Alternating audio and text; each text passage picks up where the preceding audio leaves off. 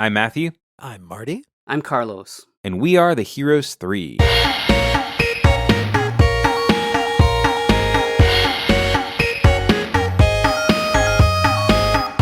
Welcome to Heroes 3, the bi-weekly podcast where three friends explore the best, worst, and everything in between in the world of Asian cinema. We're back again, and just in time for, not quite in time for Halloween, but pretty close to Halloween. And you can be spooky all year long. Don't let the calendar tell you otherwise. Yeah, jump scares are last year. What you need are the scares after the scares. Yeah, exactly. We just went late scares for a walk with my dog, and we're after Halloween now.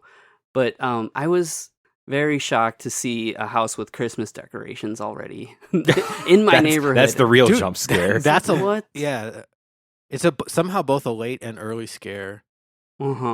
Not ready for that. I do enjoy that people are celebrating Halloween a lot longer than they have been in the past, but I could do with more. And I guess we're and that's what we get today. Yeah, because today we're taking a look at We're Going to Eat You from 1980, directed by Tsui Hark, the second film directed by Tsui Hark, which is really, really fun. But yeah, I did a bit of research earlier in the year looking at a bunch of Hong Kong horror films that we hadn't watched yet for the show. I watched The Boxer's Omen, which is one we probably will cover in the future. It's a little more famous of like Hong Kong horror stuff, which it's a lot of fun. It's nice and gross. And I also watched it's technically a sequel to a movie called, I think, Bewitched, which I also watched, and that movie's disgusting. Nice. It has one of the grosser things I've seen in a movie. Period. And, wow. And after what we've forced you to watch, that's saying just because it involves a person throwing up and bugs. So it's kind of hits a specific, because you see a lot of blood and you see people getting ripped in half and whatever in movies, but you don't see puke quite a mop, and it always gets me. So, but which is okay. It's a pretty thin plot, but the effects are really cool. But I also saw this one because that name is incredible. I love the name of this film so much, and it's Tsui Hark, and we haven't checked Tsui Hark out in a hot second. So I brought this to the show. And I enjoyed it. The thing that got me, whenever I watched it, is that the subtitles from the version that I found were a little rough. So I pulled a Marty and I went through the subtitles and dude, you absolutely killed it. I've got to say, because it's I went back to enjoy it with your pass, and dude, just stellar. Yeah. Thank you. Yeah, I did. Luckily, the version that I found also had Chinese subtitles. So for some of the ones where the subtitles just straight up didn't have any English translation, I kind of was able to kind of finagle it with some machine translation. And I'm really happy how it turned out.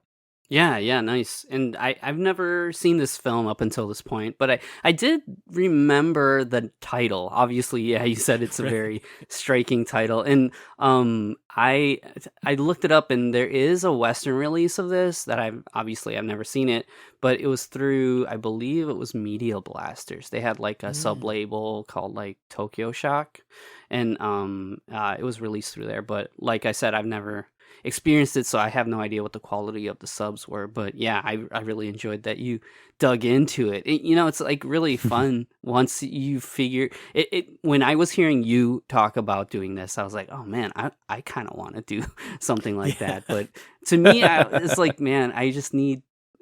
We've been doing this podcast for so long. I almost feel like I should have studied this language more. And I mean, I love languages, and it's part of the context that I really enjoy when we talk about movies, especially with Asian cinema. There's a lot to pull in regards to context, and having that language as a foundation it's a huge door that you unlock for enjoying the cinema that we talk about. And not a lot of people have that. No, completely. I mean, in some ways you could say it's kind of wild that an audience is able to appreciate movies well outside of their language as much as as much has happened, and yeah, I kind of secretly hope that someday in the future we'll all be speaking fluent Cantonese, and that That would be cool. it won't be like an extremely steep climb for us. But dude, I'm so glad you brought this movie in. I could honestly see this being really hard to kind of like shelve properly in the video store, because I think from the outside it just screams that it's like really cult, really genre. But when you actually get inside of it, and even though we're talking about kind of like little baby Tsui Hark in some ways, it's only like his second feature, having come back from kind of his long kind of education in the States. I don't know. I found this movie to be so tight, so watchable. The story is really focused, and actually the entire thing is so much more grounded than you might be expecting. And it's actually not that fantastical. It's just grappling with like basically just really shocking subject matter that's like clearly marked on the tin. And if you can roll with that at all, I think you're gonna have a really great time. And yeah, I don't know. Also, for anyone that is at all jazzed by Tsui Hark's Once Upon a Time in China films or any of his other work, I think you're going to be really excited by what's here. I mean, I think a lot of his visual sensibility and a lot of his just sort of taste and pacing like are on display. And it's also kind of a reminder to me of like yet another kind of talent scouting moment for Si-yoon, because this is a Cecil Films production. I was going to mention that. Yeah. And I kind of forgot that Si-yoon really sort of plucked Tsui Hark, out of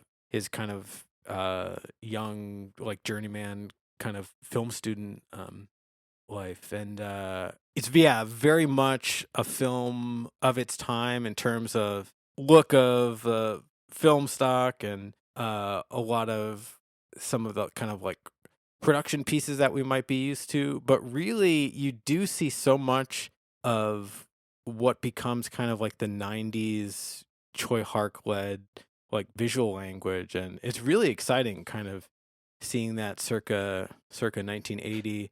And then I definitely don't want to bury the lead. Koryun is on a short list, with legends like Sammo and Yun Woo Ping, where basically if you know they've worked on the film, just go in cold with total faith and you won't be disappointed. And you might have a hard time imagining what the action opportunities would be if you're like reading the back of the VHS. But they find, I think, really natural moments that actually are really exciting beats in the story, and some of the strongest just like pure shape choreography of kind of like that late 70s, early 80s era.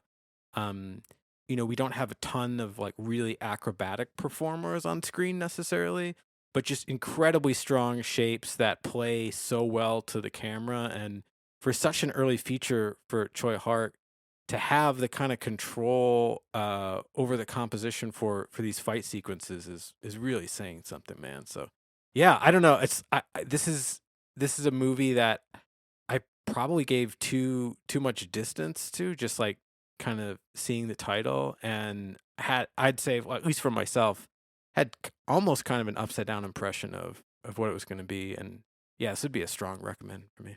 Oh man, yeah, love to hear all that. And yeah, just to kind of build on what you were talking about, I did watch The Butterfly Murders, his premiere film through Seasonal, and yeah, it's a like a wuxia film, but it's actually kind of like a murder mystery kind of situation, and it's really effective in how it handles things. And with this movie, you basically, like, the simplest way to say it is that you're enjoying, a period Hong Kong action comedy, but you've also injected horror into the mix. And it's pretty apparent that he is a fan of cinema across the world.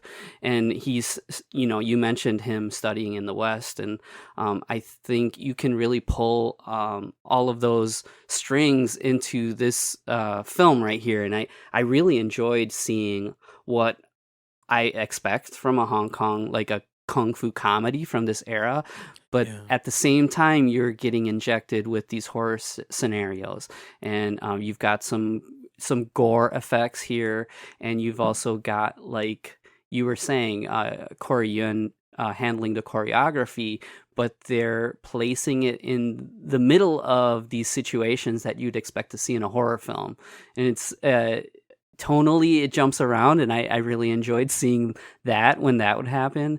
And I really got a kick out of seeing all of these Hong Kong character actors basically being like, they're like reframed into a horror film in a way that made me think of, like, I don't know, Texas Chainsaw Massacre or something. It's like realizing what the potential was there in Hong Kong cinema to kind of jump into these other genres. But, it's like kind of a half step away from what you're already familiar with. So you could enjoy it from both perspectives. And yeah, I got a lot of enjoyment seeing all of these goofy looking guys kind of being thrust into this gory scenario. But also the whole thing is much more under control than I think we'd kind of come to expect. It's like, if you're sort of picturing, it's like, okay, yeah, zany, late 70s, early 80s Hong Kong action comedy. It's like, yeah, I don't know, it never quite like falls apart, or just kind of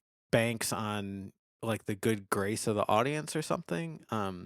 Even though I adore so many of those movies too, but yeah, I don't know. There's just there's such a strong point of view from Tsui Hark this early, and yeah, I was just super impressed how he pulled it up. I mean, it kind of reminds me of, like, James Cameron, or anybody that even Coppola, who like came up through kind of like the Roger Corman school, where it's like some of those early credits might not have titles you want to like share with your family or whatever, but they actually like cut their teeth with like some really solid filmmaking. And yeah, that's, I feel like what's going on here.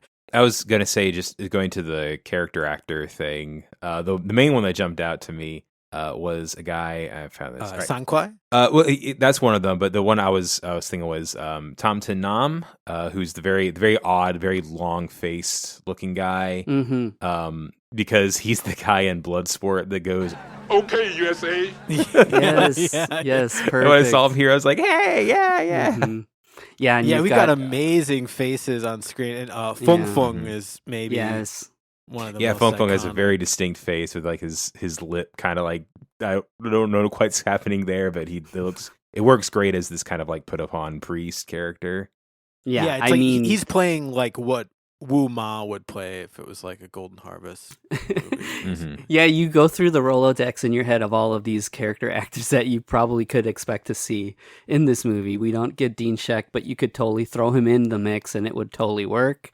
You mentioned Sang Kwai, and yeah, he's kind of a background character that ends up getting kind of a brutal end in this movie. And Tai Bo too is yeah, absolutely. Get some great action, actually.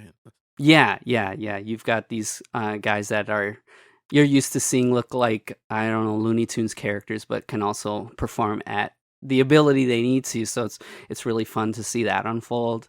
And we're talking about a director early in his career, and I always think of like Sam Raimi and like Evil Dead, but Evil Dead wasn't even a great comparison. Yeah. I think it's 81 and this is 1980, so but kind of a similar thing, or like Blood Simple or something, where it's like you're kind of rooting for it, and there's this like very young energy, but there's also crazy command over the form, and I don't know, super impressive. And you can see like where they were going with it, and like you can actually that was earlier this year. I watched Blood Simple, and that's a movie that's wild to watch, where it's like, oh man, yeah, like the Coen Brothers kind of had it all figured out more or less from the beginning. Like this just feels like a lower budget version of a later Coen Brothers movie. Yeah, no, totally. That's definitely kind of the vibe here. And it's I don't know. This is so weird to say. It's like I think if you had a friend that could kind of get through some of the like warning labels or whatever that you might want to stick on the movie, this is something that I would maybe recommend to kind of like someone who's a little newer to Hong Kong cinema. Because just I don't know. I think the story is really tight, reads really well. It's not sort of like slack jawed hanging from like action sequence to action sequence. It's like I don't know. It has its own kind of propulsive story, but yeah, some of those warning labels will be like, yeah, how are you with like animal violence and being a little more laissez-faire about whether or not you eat humans and by accident, Yeah, you've got a problematic character in the movie as well. These are some things that you may, yeah, we come to, I get not accept, but expect in movies from this time. So that's something you would probably mention to the right people if they're going to be affected by it. But I also like you mentioned other horror films, and we have to mention Suspiria, of course. This is a late 70s horror film, and it has a great influence on this movie, but not in the influence that you would expect. Yeah, not what you would expect. Because the music is the score 100% just the score is Suspiria. Yeah.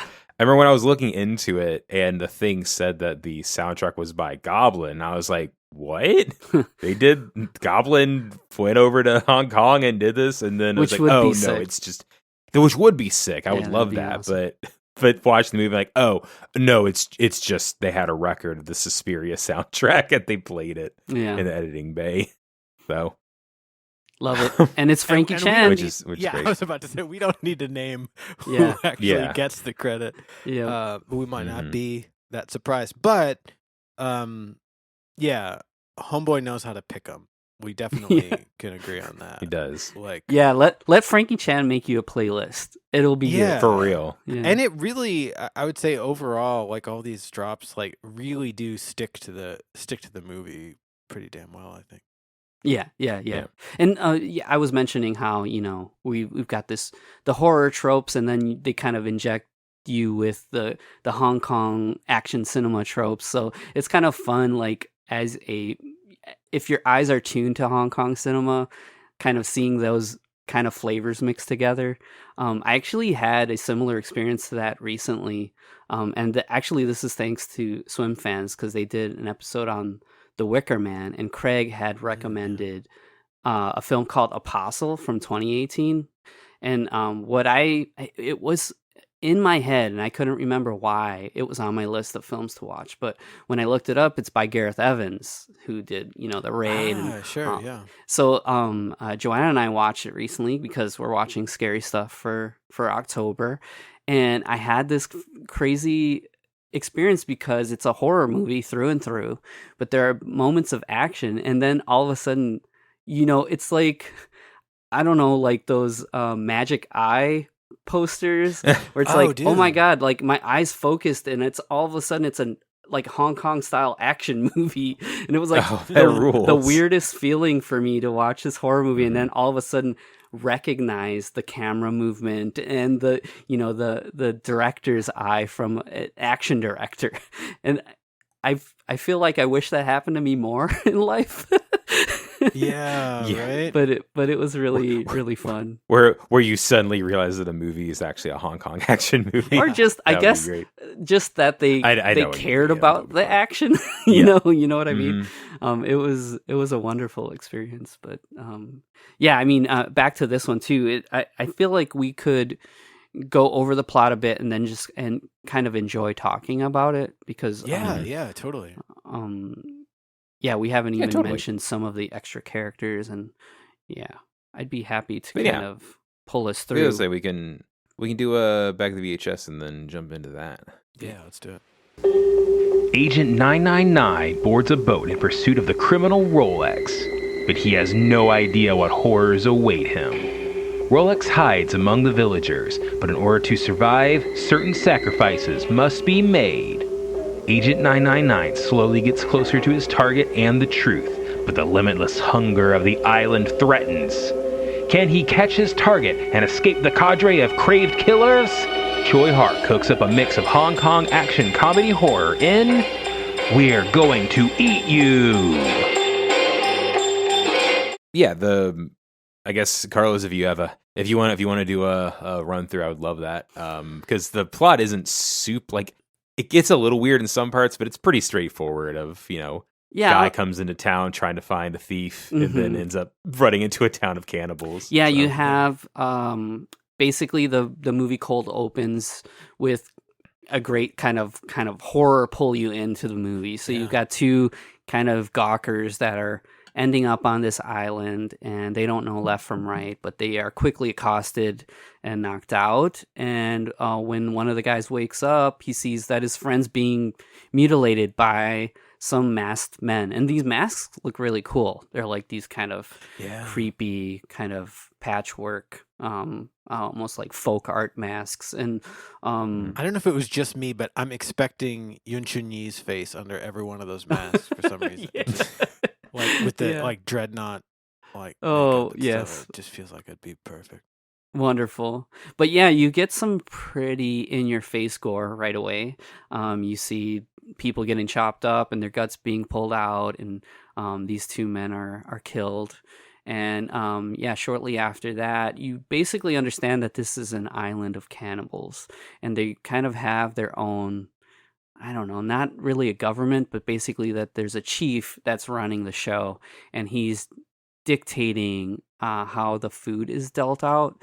But you also are introduced to a police officer, for lack of a better term. He goes by Agent 999, and he is arriving at this island to take down a criminal that goes by the name Rolex.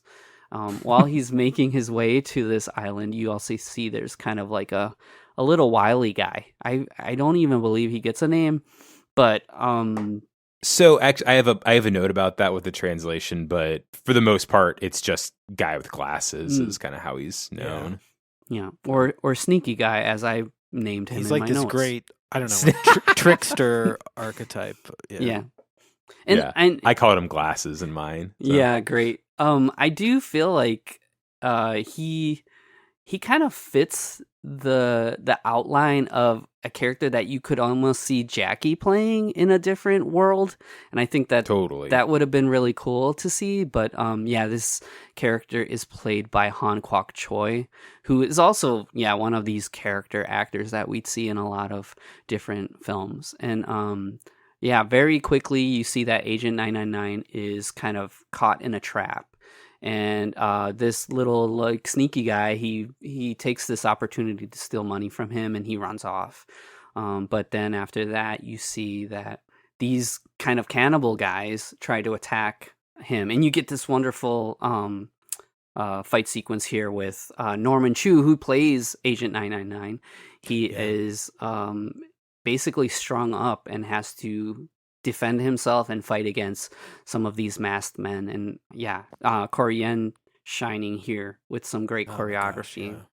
He does escape, but so Agent 999 makes his way into town, and he's like an inspector, and he's a proficient martial artist, but he doesn't seem very smart to me.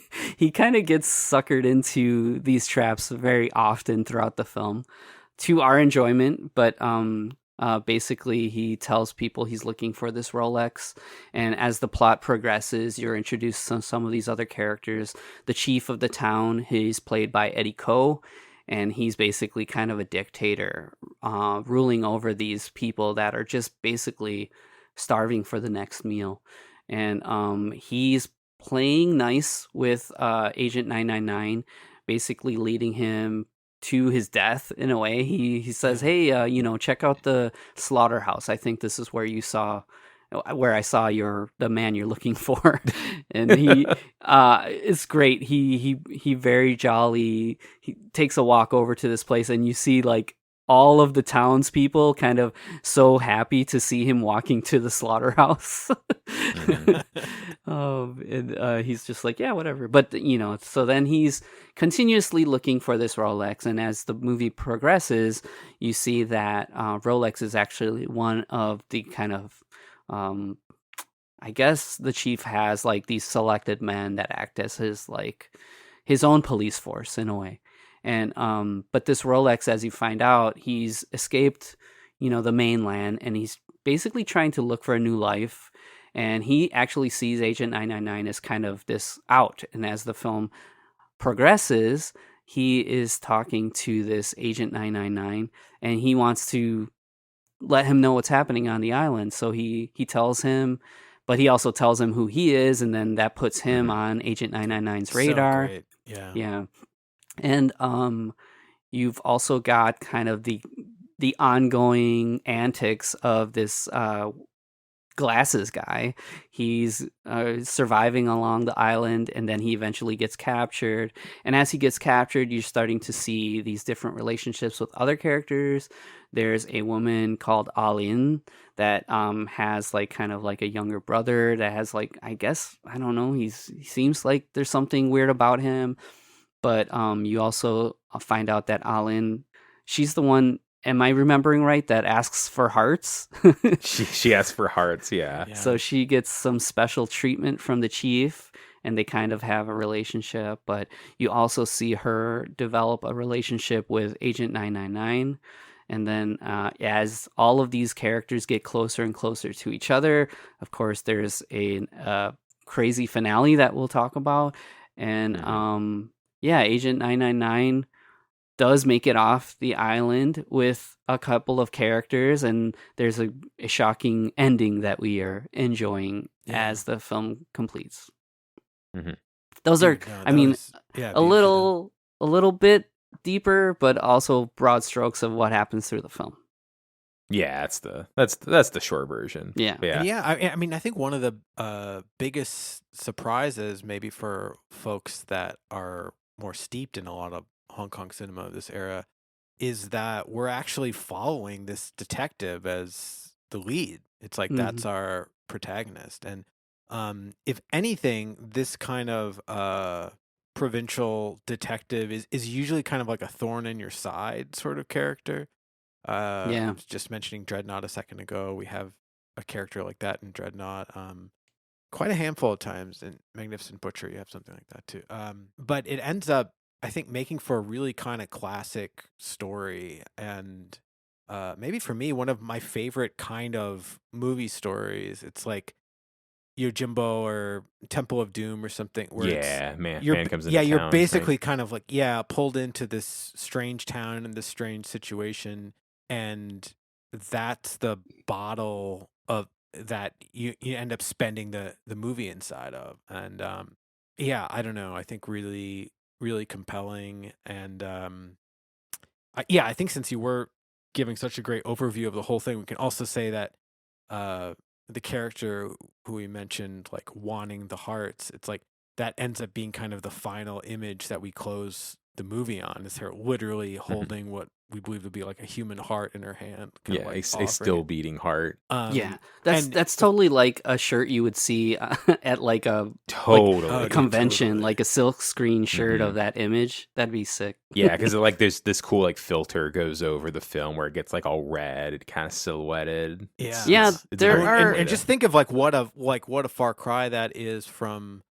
kind of the standard expectation for just freeze the frame wherever we happen to be after dusting ourselves off from the final fight. This is this image that was well set up, early on in the film, and is really terrifying, really unique. That kind of ellipsis thing where it's sort of open ended. Great mix of we've gotten off of this scary island, but we take the evil with us kind of thing. Yeah, and yeah, the beginning of the movie starts with that kind of same red saturation, which to me, actually, we mentioned Suspiria. I feel like that's a very giallo, like Italian horror kind Yeah, of yeah, totally. idea, and it kind of is another clue to me at like Choi Hark's kind of interest in cinema across the globe, which I think we see injected here, which is Mhm. this is really really great. One kind of random thing that I wanted to mention, that because I'm not sure when else we're gonna have a good place to talk about it, is the one of the I made a whole bunch of notes whenever I was doing the subtitles thing. Because a lot of the stuff that I did was just things that were pretty easy to understand what they were trying to say. Like there are some fun ones that I had to change that didn't make as much sense. Like argue for what I turned into why are you arguing? Because Nice. argue for what is funny and sounds like that Lil Jon, right? Yeah. Figuring out for what. Yeah. But I changed Dude, it out Lil to make Jon more could have sense. played the trickster thief in this movie. Easily. Totally, easily. You would have to change nothing about his Dude, outfit. yeah, you remake it. Ludacris is Agent 999. Oh man. Like Well- Lil Jon is the trickster. Mhm. Absolutely. At some point in the podcast, just for fun, we should talk about Volcano High, because that was a Korean action film that then was dubbed with a bunch of like rap artists. It's amazing. Like Yeah. I believe MTV handled like the dubbing for it, and I have it on DVD. So at some point we can talk about that. And it was like the promo was like so shameless that Oh, man. I think there are even posters where like the actual faces of the American voice actors are like big in the poster. Awesome. Like there's no way to not imagine that they're in the movie when you look Yeah. at it, kind of thing. It's amazing. It's wild. Yep. And but the biggest thing the biggest change that I made was whenever 999 gets caught in the ropes pretty early on, and the Glasses looks at him and is like making fun of him. One of the things 999 said to him is, "How dare you?" In the original one, he responds to that with, "I've got guts, all right, because I'm descended from a line of thieves. Heard about it." Whoa. I Dude, looked wow. at this a bunch to try to understand what it was trying to say. Mhm. But I looked in the Chinese Yeah, thing. What yeah. he's saying is that he's descended from Lord Bao, who I looked up, and Lord Bao is actually famous for being like a very honest and upstanding king. But so I think it maybe is like a joke based on that or something. But anyways, so I just made it kind of make a little more sense to saying like, "Hey, I'm from a line of thieves. You ever heard of me?" So that's Wow, dude, that's great. that's kind of that was the biggest change that I made, and one where there just wasn't a line there at all, where she asks where he's from, and he says Kong Moon, and you can just hear it him say Kong Moon in the audio. Nice. Right. Dude, nice work. Right. And yeah, you mentioned it in the overview, but one of my favorite aspects of the plot is that, Agent 999, and I think we've probably mentioned this before, but like that's an extremely auspicious string of numbers in Chinese culture.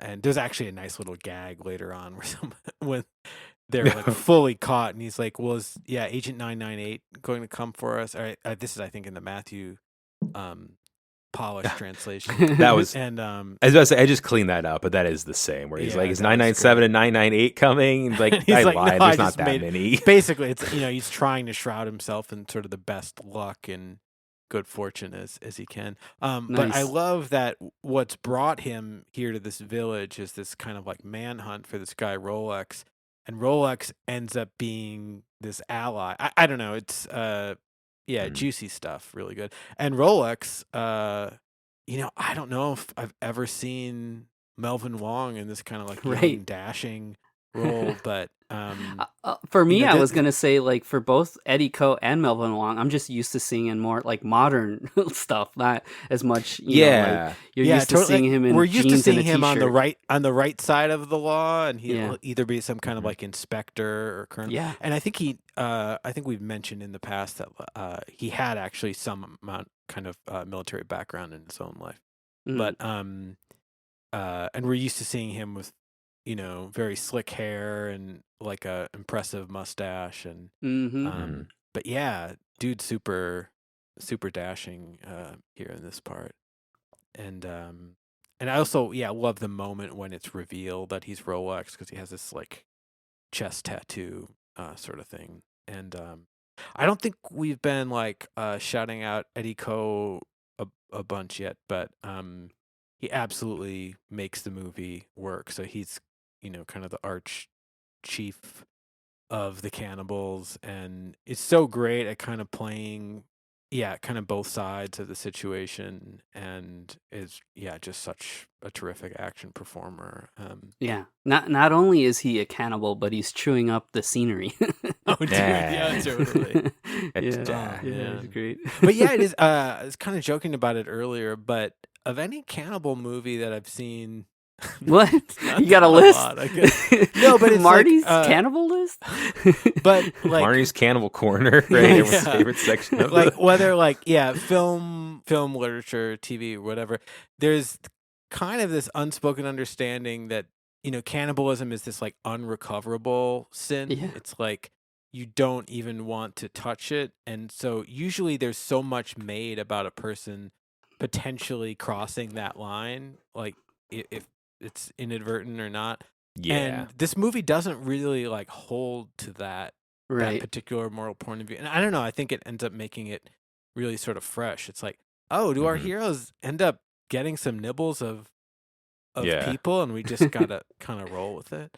To me, And the village, like the villagers that are all cannibals. Everyone in this movie is a cannibal, like by choice, except for 999 and the glasses guy. Yeah.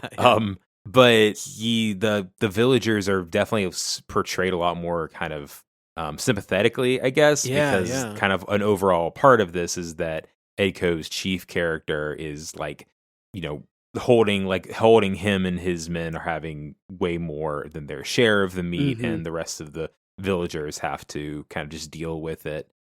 But of course, the thing that they're fighting over is how much human meat they get to eat. Yeah. So it's hard to feel too bad for It them. does feel like but- there's maybe a very slight kind of like communist commentary about who has the power to divvy out what ought to be Mhm. equal, and Definitely, and that actually, Tsui Hark actually did say that was a purposeful thing, which is interesting to read. Yeah, and I like that it's there, but it's not. It doesn't take over the whole commentary. Yeah, it doesn't. yeah, And totally. yeah, to me, I think But it is funny how often people in the movie say, like, well, one of them says like they eat other people's bones, Yeah. and like all kinds of people around the world eat other people's bones. Yeah, I think it's really funny too, because there's like a moment at the beginning when they're introducing you to the idea of how they're portioning everything out, where Eddie Ko, as the chief, says like, "Well, you guys can have all the chickens," and people are like, "Oh," like they're like sad. Yeah. I was like, "Give Boo, me I want the chickens. I'll eat the chickens." I want man flesh. Yeah, and I like too, that you guys mentioned how they don't really dwell on the kind of cannibalism, kind of the psychological side of eating another human being's flesh, because like most of these people seem like just kind of the regular background characters you see in another like kung fu period film, but the difference is like they're eating people now. Right. Yep. So one thing I would love to talk about is the horror and gore effects in the movie. Yes. Because there's not as much as you would think. It's definitely pretty front loaded. Because like I watched this after I watched Bewitched and Boxer's Omen, and those movies are all about the gross and the gore and stuff. So whenever I came to this movie, it starts real strong with like them capturing the guy and like sawing him in half, and like you see the blood running down the table, which is great. Mm-hmm. but there's not quite as much as you would think, and so whenever it does hit, it's real strong. Like there's a lot of great prop hands that like get chopped off, and To me, yeah, it almost blood feels like gushing. Tsui Hark is taking each of these moments is almost kind of like this filmmaking challenge. mm-hmm. And so he's kind of not repeating himself all that much. I And do yeah, I would think say most of the gory shots are, I think, super successful, and they're not reminiscent of any other Hong Kong movie that I can think of, really. Yeah, for me, like the perfect example of the kind of cross pollination between Hong Kong action cinema and horror is that bit, and kind of one of the crown jewels of the action for me when Agent 999 is in the slaughterhouse and he's having to fight against a handful of these kind of Yeah. masked cannibals. That's such a good fight. Yeah, because Yeah, they're not only using like what you'd expect to see from like kind of a Hong Kong set, like use the table, use a rack with like chains on it, but they're also giving you these horror moments. And yeah, the moment where he thinks he gets his hand chopped, but then it's revealed to be just kind of a Dude, such a leftover great hand. beat, That's man. good. It's so it feels good. that feels like a gory Jackie Chan bit. Exactly. Yeah, Like yeah, something that's totally. like it's a little too extreme for a Yeah. Jackie Chan movie, but Yeah, same energy. exactly. And like the kind of, the world we're living in with social media, I'm surprised we haven't seen like clips of this posted online where Totally. you're expecting people to get excited about kung fu stuff and then all of a sudden a hand gets chopped and you'd be like, whoa, what movie is this? Like I need to see this Yeah. right now. But then Yeah, later this feels like a real, like, someone posts on Kung Fu Cinema subreddit and it's like, I saw this, like, Totally. half of this scene whenever I was a kid Yeah. on TV and someone's Yes. hand got cut off. Yeah. I mean, for me, like when it comes to horror movies, I do watch them. I don't generally gravitate towards them, but some of the lasting memories of like moments in movies have to do with like horror because like there's a couple of scenes from movies from when I was a kid that I still don't know what movies they're from, and I'm dying to find out, and they stick with me forever. So like it's really fun to see that put to the action in this film. And later on there's another hand that gets chopped that they just like, it's a really tight shot on a hand getting chopped, and I think it looks super real. Like It the does. skin when it's looks like right on the real. fingers. Yeah, it's like, Yeah, I don't know. there's like I don't know, like an opacity to skin, and there's like kind of, I don't know, it just looked really, really good to me. I was really impressed with it. Yeah, I was almost wondering if there's someone on the crew with some scarring that shot was like built around or Oh, conceived around like or an something. amputee or something where they had fake Something. fingers Yeah, or I don't something. know. Yeah. man, I don't know. I mean, it's absolutely a prop. And yeah, we kind of we joke about like the blood and like these old like martial arts films. And when somebody has a scar or a mole on their face, it's almost like laughable. But at the same time, you see what you see in this movie, and you're like, "Whoa, this is pretty great."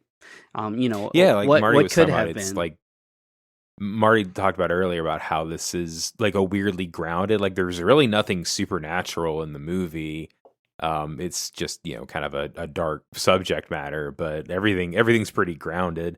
Yeah, Besides some of the comedy bits later on. Yeah. But Yeah, in that I would say, yeah, it's like the tone of the comedy for the most part is very like natural and situational, but then we get this incredible string of gags towards the end that deserves like special attention. But yeah, I also wanted to say with the blood, and maybe this is, I don't know, too dorky getting into the details of it, but we've talked so much about the color of Shaw Brothers blood, and it's like, very vibrant red, almost verging on orange or something. And I don't know. What we have here is like a much more liquidy, almost like tilting towards purple, darker shade of blood.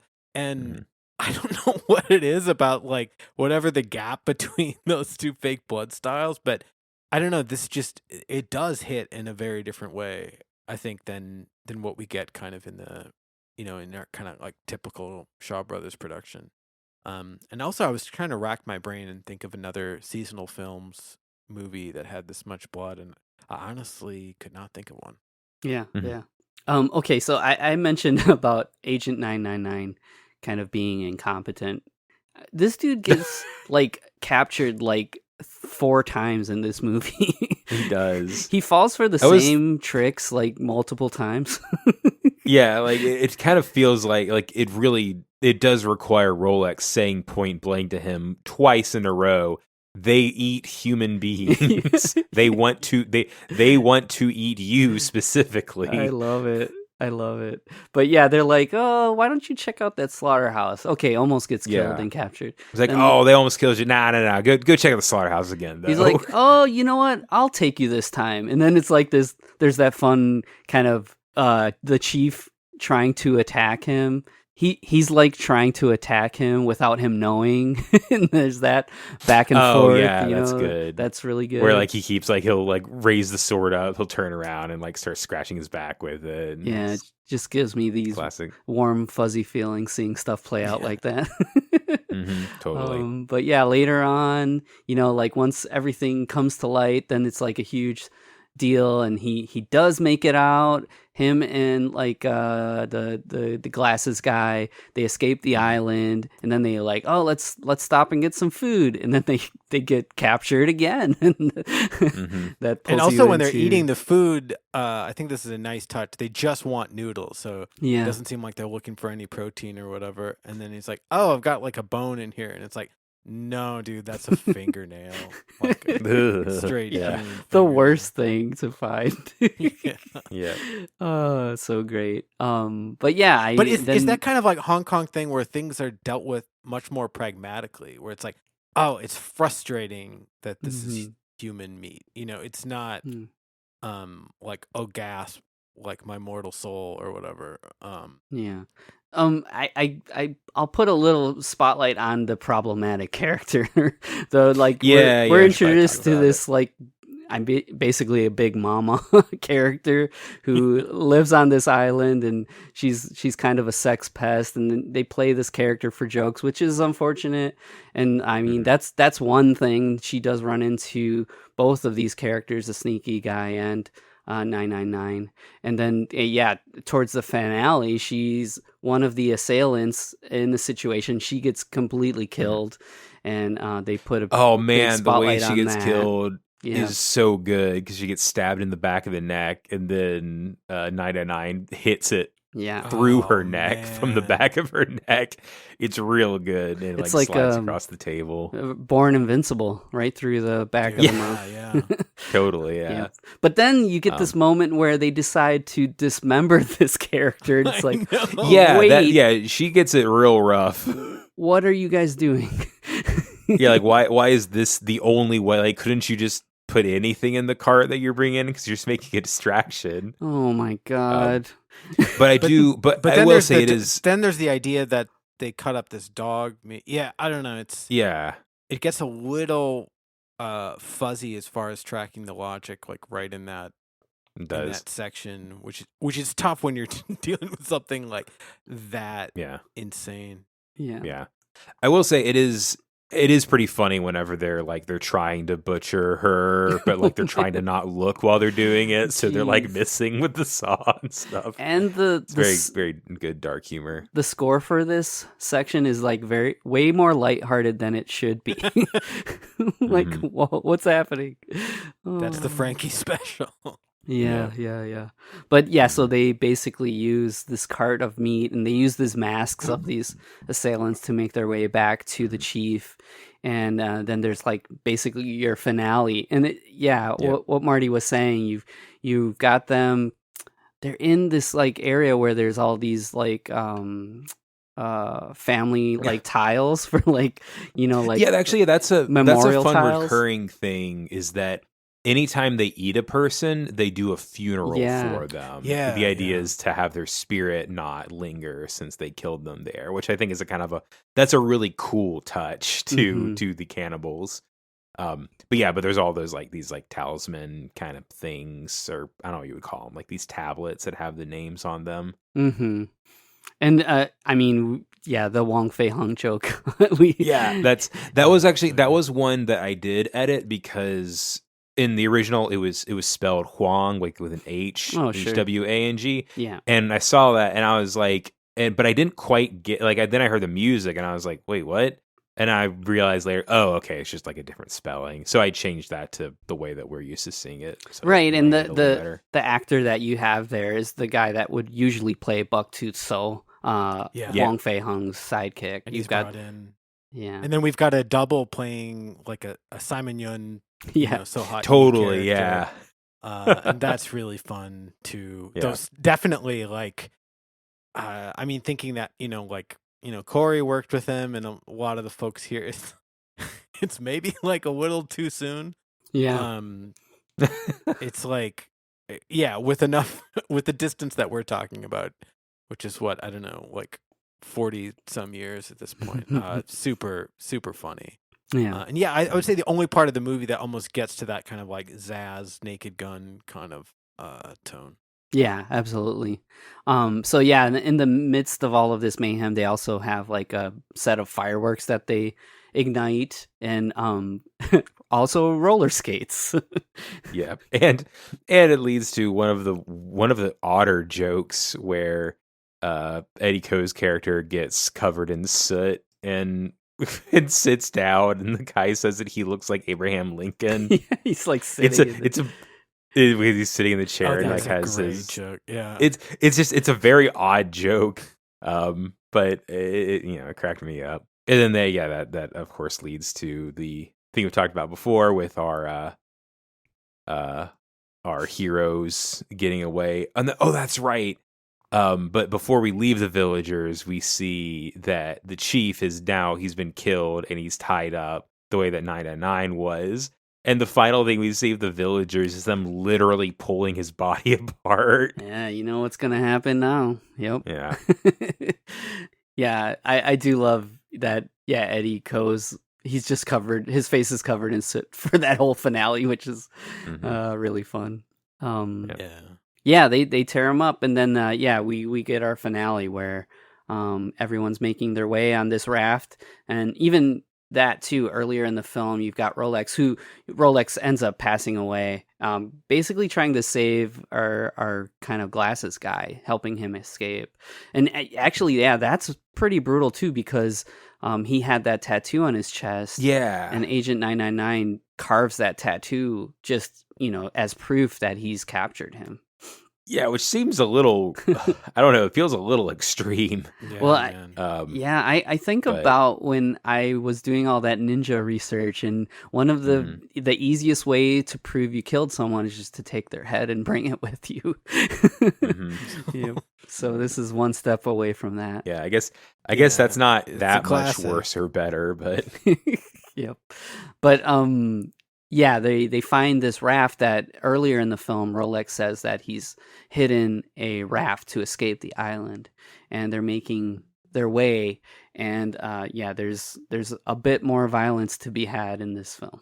And that leads to our last fight, which ends pretty brutally, because 999 grabs the assailant and like impales him on this branch over and over again. The blood sprays all over. Lots of blood. Yeah, lots. Although actually, one fun thing, I didn't translate this or change it because I thought it was too funny, but Alin that's the name in IMDb. She's actually the only character that gets an actual proper name.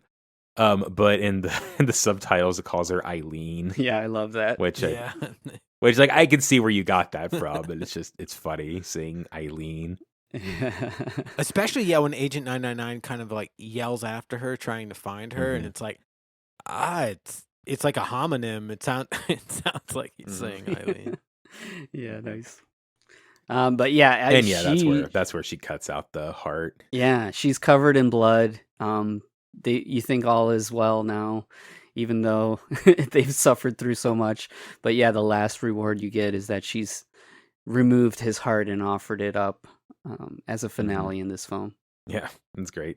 And that's the end of the movie. It's under 90 minutes. It's easy breezy. Yeah, no, it's funny because I think we're hopefully giving folks like enough context for like maybe what might be more shocking or kind of unique about the movie, but Yeah, I don't know, man.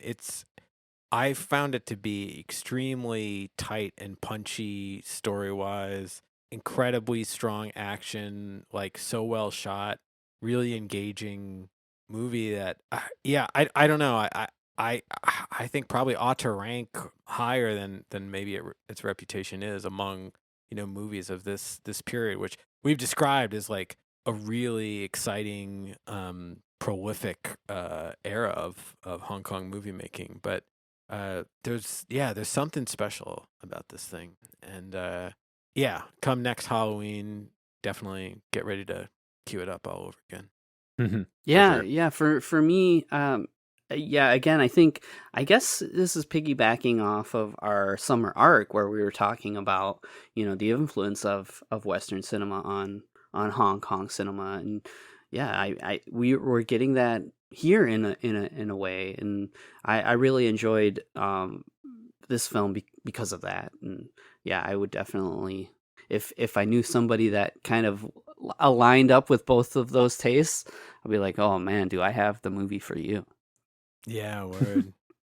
One final thought, one final thing is I was looking through my subtitle notes, and one that I forgot that was a completely baffling line was in the machine translation, and what I just put in the movie because it made way more sense was in this scene where there's a scene where 99 gets covered in like flour or some kind of powder, Mm. and the person makes a comment like, where did this, or and Eddie Co makes a comment, where did this wandering ghost come from? And in the original subtitles it said, where in duck's hell have you arrived?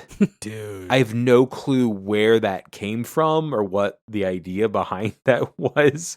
I tried like doing a translation of each word to see if any of them could Yeah. become duck, and I could not find anything. It was very weird. So Love that. It also could So be etched in stone. It's like kind of beautiful. from where in duck's hell have you arrived? I can tell you the line that I wrote in my notes. Can you guess Mhm. which line it was? It was, I'll feed you my farts. Yeah, that one. so That one was from the good. original. I'm not smart enough to come up with that. Yeah, And where that's she's like a "Can you feed me retort to the hearts?" hearts. Yeah. Oh, Yeah, so good. I'll give you. Will you give me hearts? I'll give you my farts. It's so good. It's that rare thing. Ugh. I think we've talked about it a little bit. But let's say it's like if you're trying to translate a poem or a song, it Mhm. becomes in so many cases almost impossible to translate meaning and still preserve, let's say, like a rhyme. Mm. So yeah, whoever worked on that original translation, kudos, man, because that's magical. Yep. Amazing. The only other note that I had was I was just, for my sake, I was listening other horror movies that predated this that I could see being influential. So actually Cannibal Holocaust came out in February of 1980, which is, I feel like, too close to be a direct influence to things. And I haven't seen the movie, but I know of its reputation. But Yeah, I only know it by reputation Yeah. and the real life animal cruelty in it. yeah, and I was thinking about that, and I was like, yeah, that's so messed up. Wait a second. What about all the Hong Kong movies that I've seen where we've seen like a snake get ripped its skin off in front of the camera? I was Dude, like, in this movie, you almost think you get away with it because they cut when they put these live chickens in the pot. And then yeah, they're like, Yeah. no, we got them. Yep. Then you get another shot later where they like post-boiled, yep. Yeah. pre-feathered, like, yeah. Oh, Yeah. man. But the only other movie that I was thinking that kind of, like you had mentioned, like Temple of a stranger in a weird town. There's, I don't know if you guys are familiar with 2000 Maniacs. Have you ever heard of this movie? It's from the 60s. I've heard of it. I've not seen it. Yeah. Yeah, Yeah, so same. I had seen it a while back, and it's pretty crude, but for the time, it's kind of shocking, and it's basically like a handful of people end up in like a southern town. In this southern town, they're basically having this like festival where they basically lure people in and kill them. So like the movie is basically chaptered by, all right, we're gonna kill one person, now we kill the next person, and they all get like crazier and crazier, and it's pretty gory for its time. But I could see maybe something from that being an influence on this film as well. But yeah, totally. yeah, it was kind of fun, kind of revisiting or watching movies. Like I said, I had never seen the Butterfly Murders, and I'd also recommend that. It's very different from this, but it actually reminded me. Have you guys seen any of those Detective D films? They're like kind of like Tsui Hark.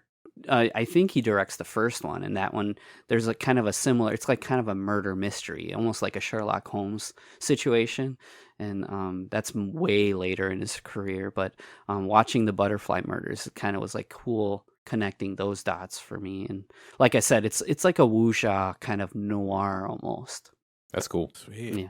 No, I think I probably said this. I probably say this every time we watch a Tsui Hark movie, but I just need to watch more Tsui Hark movies because all the ones we've done of his are excellent. Yeah, I've seen a lot of his early stuff. From the early ones, there's also Dangerous Encounters of the First Kind, which is the same year. Yeah, and that's more of like a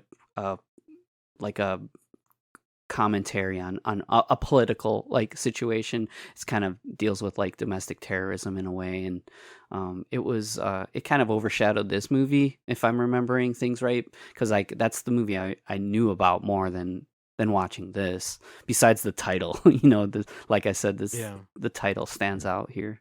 But you guys. I don't know if you have, but Zoo Warriors from the Magic Mountains shortly after this too, and that's a classic. Yeah. Mm-hmm.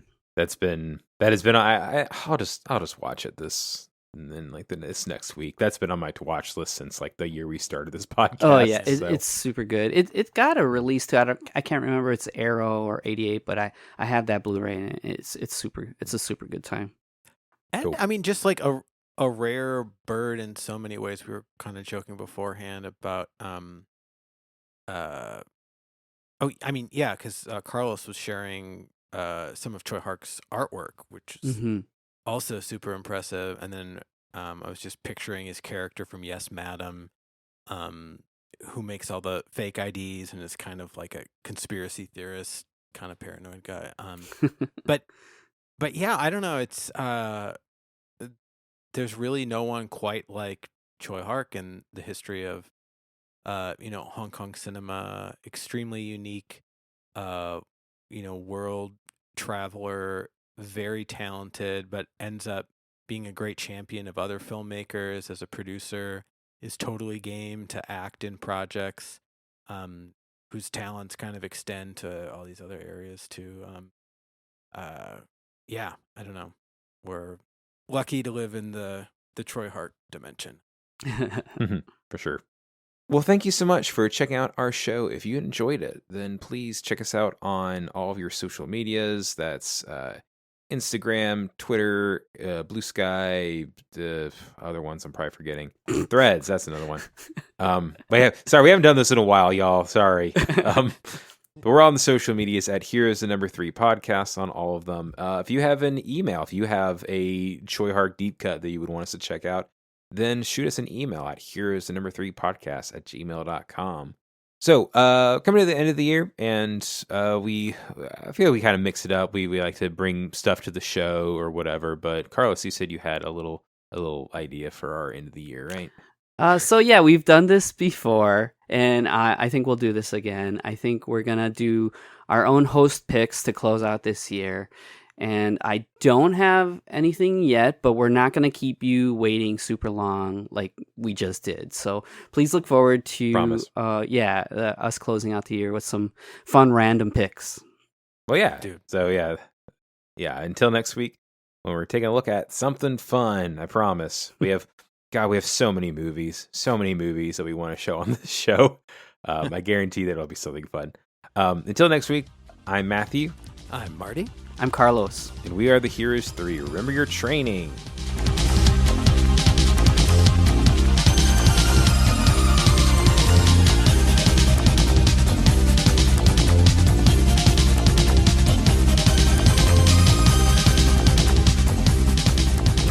Heroes 3 is part of the Mercado Brothers Podcast Network.